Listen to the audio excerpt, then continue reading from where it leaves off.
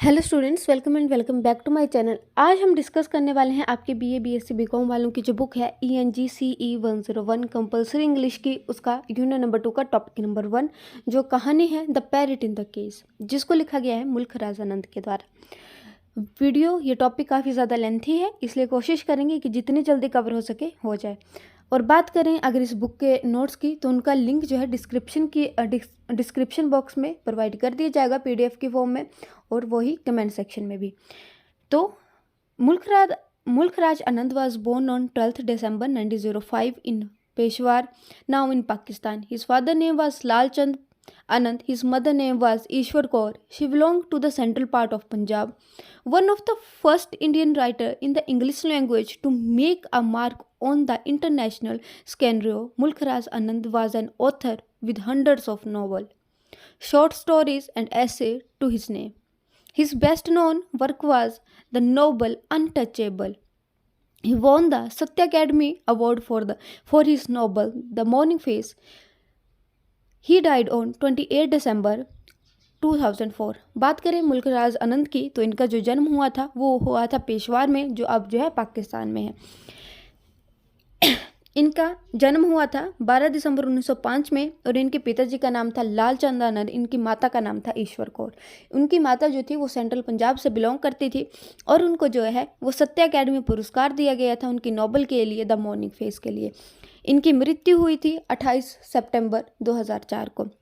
बात करें इस कहानी की, the parrot in the cage, तो ये कहानी है एक रुक्मणी और उस तोते की, रुक्मणी तथा उसके तोते की। इसमें दो पात्र है, एक रुक्मणी और उसका तोता। रुक्मणी जो थी वो पार्टीशन के टाइम जो थी वो पाकिस्तान से भारत आ गई थी, जिसका मुख्य कारण था जो रुक्मणी थी वो हिंदू थी, और उसका तोता जो था वो उसका एक अलौता साथी था।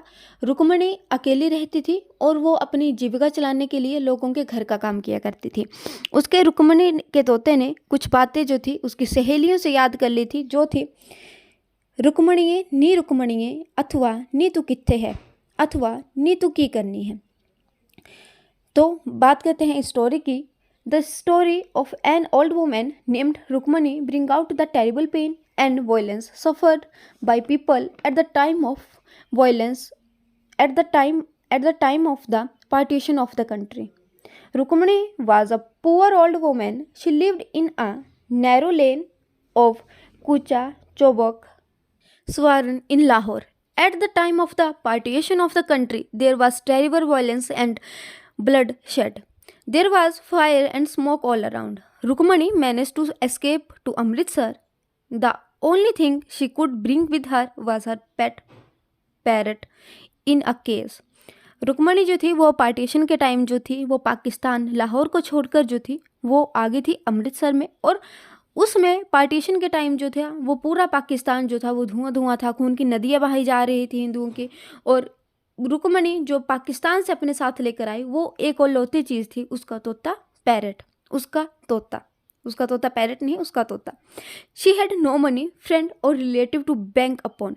Rukmini was an old women and had no one to look after her. Rukmani एक बुढ़िया औरत थी और उसका पीछे उसका कोई नहीं था। She was so old that she had lost all her teeth. To earn her living, she had to work as a maid. वो इतनी ज़्यादा बुढ़िया थी कि उसके जो है वो सारे दांत जो था वो गवा चुकी थी, और उसको अपनी जीविका चलाने के लिए लोगों के घर का काम करना पड़ता था। She passed most of her time in her own dark room in the lane. वो ज़्यादा समय जो है था अपने ही कक्ष में, उस अंधेरे कमरे में बिताया करती थी। She had some friends who sometimes come to see her. उसके पास कुछ दोस्त थे जो कभी कभी उसको देखने आ जाया करते थे। The old women's parrot had learn a few phrases from her friends who on entering the lane would say Rukmini नी रुक्मणी, और नी तू कित्थे है, और नी तू की कर दी है। रुक्मणी के तोते ने जो था उसकी सहेलियों से कुछ वाक्य जो थे वो सुनकर याद कर लिए थे, जो इस प्रकार थे। रुक्मणी नी तू कित्थे है, नी तू की कर दी है। But when there were riots at the time of the partition of the country, she had to leave Lahore and come to Pakistan and come to Amritsar. और पार्टीशन के टाइम जो उसको लाहौर छोड़कर जो है वो अमृतसर आना पड़ता है। She said it was a terrible night of arson and bloodshed. वो कहती है कि वो एक काली रात थी जिसमें जो थे खून की नदियाँ बही जा रही थी. There were mad mobs roaming about the streets. They come bursting with shouts of Allah ने अकबर, हर हर महादेव और सत Shri अलकार. People come with burning torches in their hands. They set the house and other building on fire. The crackling of burning house flames could be heard clearly from all around. There was fire and smoke everywhere. It was difficult to breathe even. It was really a night of terror. Rukmini कहती है कि वो रात काफ़ी डर की थी. हर तरफ से अल्लाह अकबर के नारे सुनाई दे जा रहे थे, हर हर महादेव के नारे सुन रहे थे और सत श्री अलकार के नारे सुन रहे थे. जो लोग ये नारे लगा रहे थे उनके हाथों में लालटेन थी और वो लोगों के घरों को जो था वो धुआं धुआं कर दे रहे थे. Rukmani manage to escape to Amritsar. She was told by some people at the railway station that the Congress sarkar would give back to the refugees all that they had lost. Rukmini जो थे कुछ करके जो है अमृतसर आ गई अपनी सहेली फत्तो की सहायता से. और जब वो अमृतसर पहुंची तो उसने रेलवे स्टेशन पर सुना कि कांग्रेस जो सरकार है वो रिफ्यूजी को वो सब लौटा रही है जो उन्होंने लाहौर में गवा दिया था. With the hope of getting some help और relief she come to the deputy commissioner office and set there waiting for the sahib to come. इस आशा से रुकमणी डिप्टी कमिश्नर के ऑफिस आ गई और उनका जो है साहब का वेट करने लगी.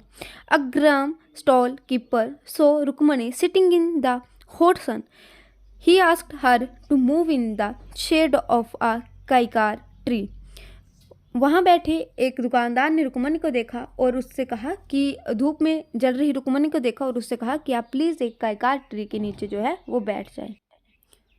While the old woman was sitting there, the deputy commissioner motorcade passed away. जब वहाँ रुकमणी बैठी थी तो कमिश्नर की जो गाड़ी थी वहाँ से गुजरी. At once the crowd of refugees surrounding him, shouting loudly for help. वहाँ बैठे रिफ्यूजी ने जितने भी रिफ्यूजी थे उन्होंने ज़ोर से आवाज़ लगाई हेल्प के लिए. In order to bring the crowd under control the police had to lathi charge. उस भीड़ को शांत करने के लिए पुलिस को जो है वो लाठीचार्ज करना पड़ा. The old women feel down but she clung to the handle of the cage in which her parrot was fluttering furiously. After the crowd had been cleared, the gram seller heard the parrot's constant cries. He saw the old woman lying there. He feared she was dead and went close to her. जब चना बेचने वाला व्यक्ति रुकमणी को देखा तो उसे लगा, एक बार के लिए उसे लगा कि कहीं रुकमणी मर तो नहीं गई. उसने देखा कि उसका तोता बार बार बोल रहा है. But when the parrot called her name surely, she answered in a faint voice, हाँ हाँ हाँ सन हाँ. Now the gram seller know that she was still alive. परंतु जब उसके तोते ने उसे पुकारा तब रुकमणी ने एक धीमी आवाज़ में कहा हाँ हाँ सन हाँ. तब ग्राम या चना बेचने वाले को लगा नहीं, रुकमणी तो जीवित है.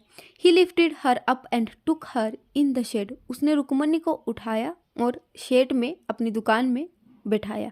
ही also gave her parrot some grams to eat. उसने उसके तोते को कुछ चना खाने को दिए. तो रुकमणी ने कहा may you live long son said the old man in a feeble voice. तो ये थी कहानी the parrot in the cage की, जिसको लिखा गया है मुल्खराज आनंद के द्वारा. काफ़ी ही सुंदर कहानी थी रुकमणी और उसके तोते की. अगर आपके लिए मेरी वीडियो हेल्पफुल रहती है तो वीडियो को लाइक कीजिएगा, चैनल को सब्सक्राइब कीजिएगा और अपने फ्रेंड के साथ शेयर करना ना भूलें. और साथ ही साथ जो है आपको इस कंप्लीट बुक के नोट्स का लिंक जो है PDF के फॉर्म में डिस्क्रिप्शन में या कमेंट सेक्शन में प्रोवाइड कर दिया जाएगा. आगे की कहानी रहेगी डिनर फॉर द बॉस, जो आपका सेकंड लेसन है.